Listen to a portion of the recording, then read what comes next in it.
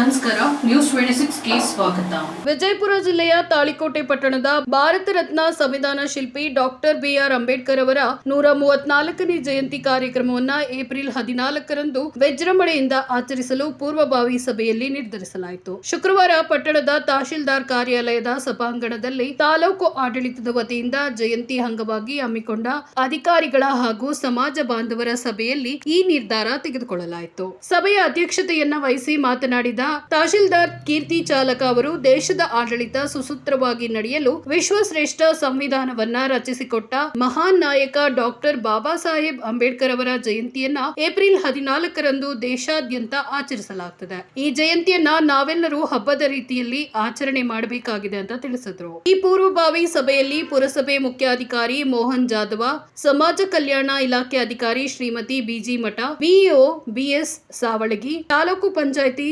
ಸಹಾಯಕ ನಿರ್ದೇಶಕಿ Sujata Yadrami, PSI R S. Bangi, CRC Raju Bijapur, ಶಿರಸ್ತೇದಾರ ಜೆಆರ್ ಜೈನಾಪುರ, ಮಾಜಿ ಉಪ ತಹಶೀಲ್ದಾರ ಜಿಜಿ ಮದ್ರಕಲ್ಲ, ಕಾಶಿನಾಥ್ ಮುರಾಳ, ಗಂಗಾಧರ ಕಸ್ತೂರಿ, ಮಂಜುನಾಥ್ ಶೆಟ್ಟಿ, ಪುರಸಭೆ ಸದಸ್ಯ ಮುತ್ತಪ್ಪ ಚಮಲಾಪುರ, ಬಸವರಾಜ್ ಕಟ್ಟಿಮನಿ, ದೇವೇಂದ್ರ ಹಾದಿಮನಿ, ನಾಗೇಶ್ ಕಟ್ಟಿಮನಿ, ರಾಮಣ್ಣ ಕಟ್ಟಿಮನಿ, ಸಂಜೀವಪ್ಪ ಬರದೆನಾಳ, ಗೋಪಾಲ ಕಟ್ಟಿಮನಿ, ನಿಲಯ ಪಾಲಕರಾದ ಎಸ್ಎಂ ಕಲ್ಬುರ್ಗಿ, ಎನ್ವಿ ಕೋರಿ, ವಿವಿಧ ಇಲಾಖೆಗಳ ತಾಲೂಕು ಮಟ್ಟದ ಅಧಿಕಾರಿಗಳು ಈ ಕಾರ್ಯಕ್ರಮದಲ್ಲಿ ಉಪಸ್ಥಿತರಿದ್ದರು. ವರದಿ ರಮೇಶ್ ದಲ್ಲಾಲಿ, ನ್ಯೂಸ್ 26 ಕನ್ನಡ, ವಿಜಯಪುರ.